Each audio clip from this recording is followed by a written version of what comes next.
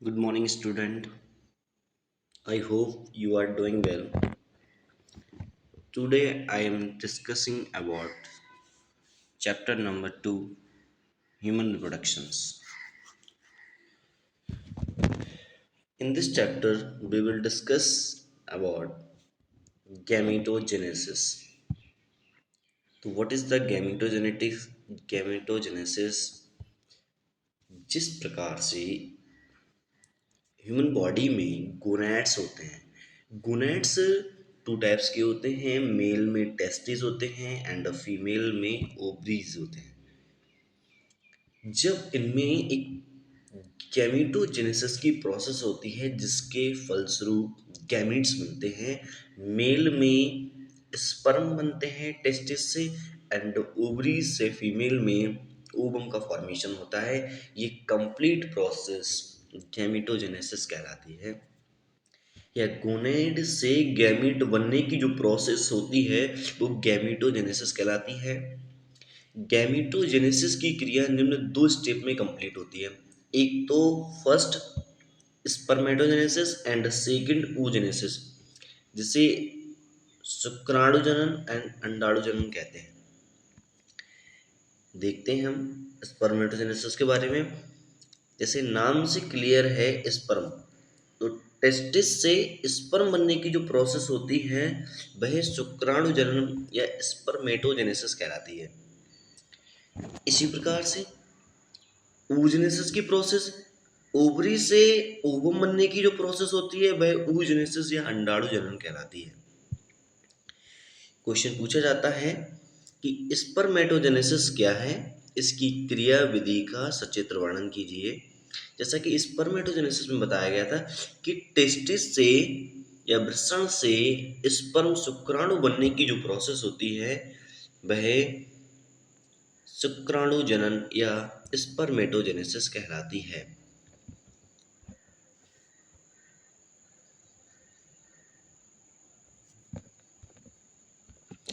बात करेंगे इसकी क्रियाविधि की या मैकेनिज्म की। तो स्पर्मेटोजेनेसिस को 4 स्टेप में कंप्लीट करते हैं।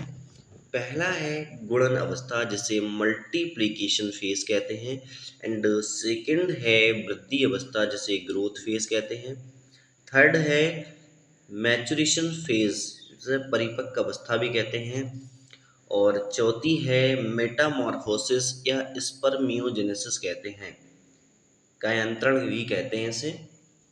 जैसे कि स्ट्रक्चर्स में दिखाया गया है कि ह्यूमन बॉडी में टेस्टिस में बहुत सारे गोनेट्स रहती हैं, गोनेट सेल्स, जिसमें जर्म सेल्स होती हैं।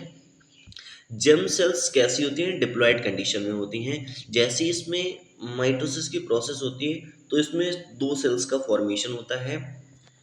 दो सेल्स फिर दोबारा जब माइटोसिस सेल डिवीजन होता है तो इसमें फिर से 2 से 4 सेल्स का फॉर्मेशन हो जाता है।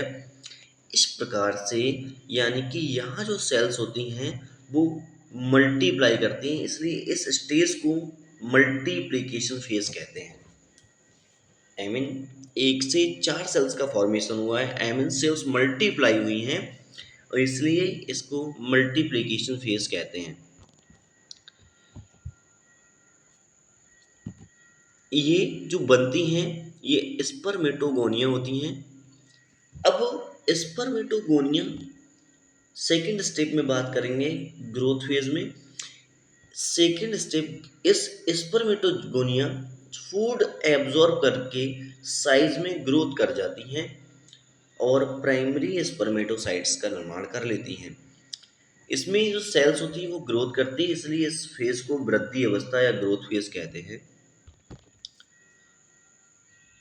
इस नेक्स्ट स्टेज में मैचुरेशन फेज में ये थोड़ी बड़ी अवस्था होती है।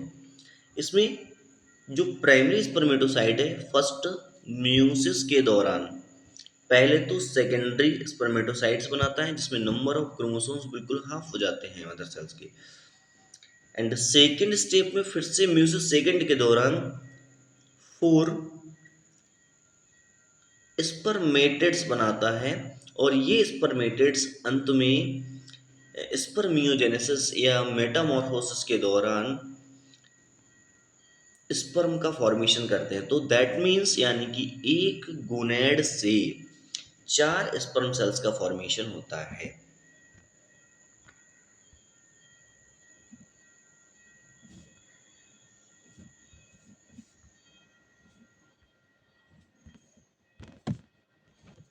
जैसा कि यहाँ दिखाया गया है, 1 2 3 4, ये 4 स्पर्म सेल्स बनते हैं। इनमें फ्लैजला होता है, इसलिए इसे मोटाइल कहते हैं। मतलब मोटाइल दैट मीन्स ये मूसन कर सकते हैं और ये हैप्लॉइड कंडीशन में होते हैं।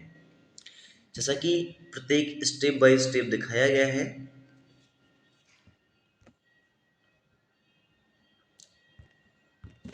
मल्टीप्लिकेशन फेज में जर्म सेल्स 2 बार माइटोसिस सेल डिवीजन करते हैं, इसमें स्पर्मेटोगोनिया बनती हैं, 4 स्पर्मेटोगोनिया, और इसलिए इसे मल्टीप्लाई या मल्टीप्लिकेशन फेज कहते हैं। ग्रोथ फेज में ये साइज में ग्रोथ कर जाती हैं फूड को एब्जॉर्ब करके, इसलिए इसे ग्रोथ फेज कहते हैं। एंड मैचुरेशन फेज में क्या होता है, ये मैच्योर होते हैं, इसके जो गैमीट्स होते हैं वो मैच्योर हो जाते हैं, इसलिए इसे मैचुरेशन फेज कहते हैं। एंड लास्ट में स्पर्मियोजेनेसिस या मेटामॉर्फोसिस कहते हैं। इसमें जो नॉन नॉन मोटाइल स्पर्मेटिस बनते हैं वो मोटाइल स्पर्म का फॉर्मेशन कर लेते हैं। इस प्रोसेस को स्पर्मियोजेनेसिस या मेटामॉर्फोसिस कहते हैं। अब हम स्ट्रक्चर ऑफ स्पर्म की बात करें तो यहाँ जो स्ट्रक्चर दिखाया गया है स्पर्म में, ये एक फ्लैजिलेटेड होता है। आई मीन ये मोशन या मूवमेंट कर सकता है। स्पर्म को 3 पार्ट में डिवाइड करते हैं, हेड, नेक एंड टेल।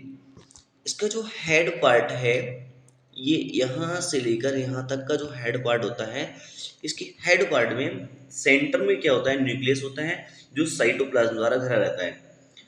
इसके यहाँ तक होता है ये, इसके जो टॉप पर एक कैप लाइक स्ट्रक्चर लगा रहता है जिसे एक्रोसोम्स कहते हैं। इस एक्रोसोम में एक एंजाइम निकलता है जिसका नाम होता है हाइलोरोनिडेज। हाइलोरिनेडेज एंजाइम होता है जो ओवम की बॉल को ब्रेक करने का, आई मीन तोड़ने का फंक्शन करता है।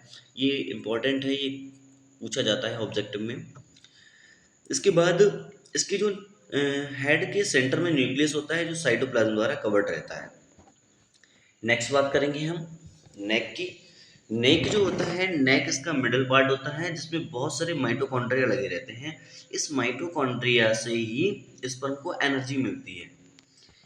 लास्ट वाली बात करेंगे टेल की हम। एक tail is the flagellar like structure जो स्पर्म को मोशन करने में हेल्प करता है, यानी कि एक जगह से दूसरी जगह ट्रांसफर होने में हेल्प करता है।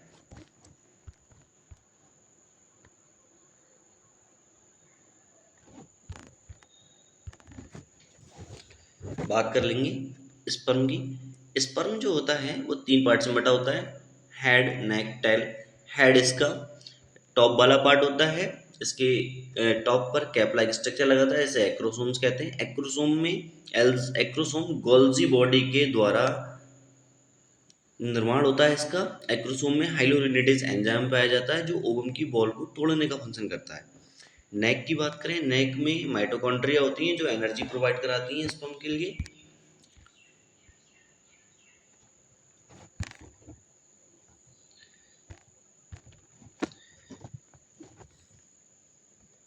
इसकी टेल की बात करें, ये लास्ट वाला पॉइंट होता है।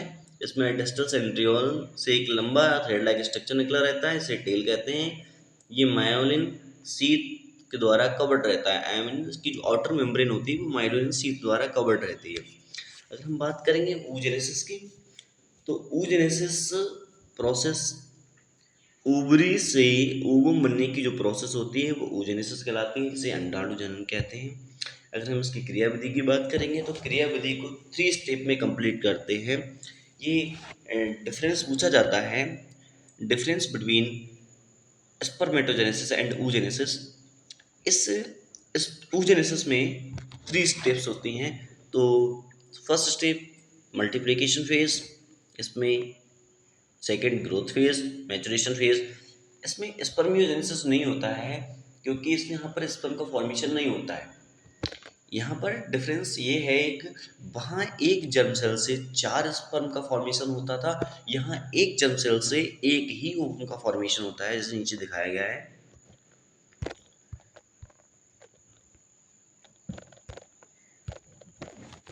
देखिए, जैसे यहाँ पर ओवरी होती है, ओवरी की जर्म सेल्स होती हैं, जर्म सेल्स कैसी होती हैं? हैप्लॉइड होती हैं। इस जर्म सेल्स में same to same multiplication phase की बात कर रहे हैं हम। मल्टीप्लिकेशन फेज़ में कम से कम 2 बार माइटोसिस सेल डिवीज़न होता है, जिसकी वजह से 2 से 4 सेल्स का फॉर्मेशन होता है, इसे oogonia कहते हैं। 4 oogonia का फॉर्मेशन होता है।